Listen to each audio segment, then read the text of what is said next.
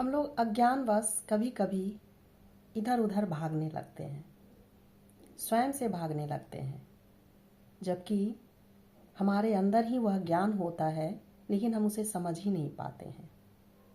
जैसे कस्तूरी मृग कस्तूरी के लिए इधर उधर भटकते रहता है।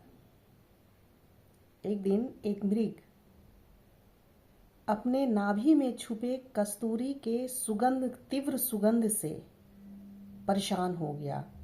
उस सुगंध के पीछे वह भागने लगा कि ये सुगंध आखिर आ कहाँ से रही है। इधर उधर वन वन वो भटकने लगा।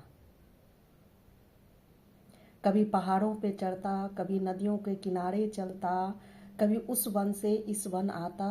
वह उस सुगंध के पीछे दौड़कर भागकर थक गया और एक वृक्ष के नीचे लेट गया। फिर भी उसे उस सुगंध की अनुभूति तक नहीं हुई कि वो मेरे नाभि से आ रहा है। तो एक वृद्ध मृग वहाँ आया और कहता है, परेशान क्यों बैठे हो?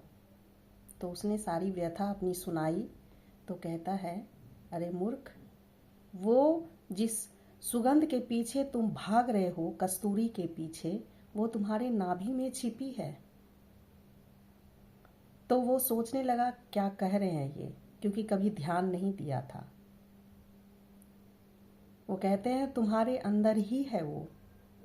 तो फिर वो बहुत कोशिश के बाद जब ध्यान लगाया तो उसे वह सुगंध कस्तूरी की अपने नाभि के अंदर से ही प्राप्त हुआ।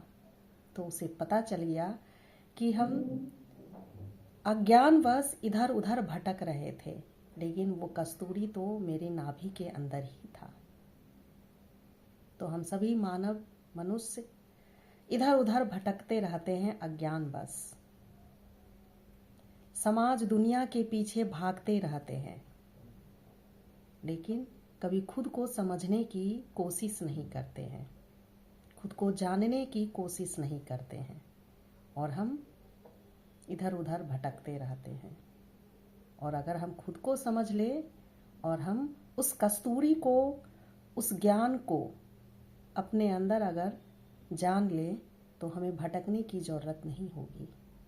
सोचिएगा। ओम शांति।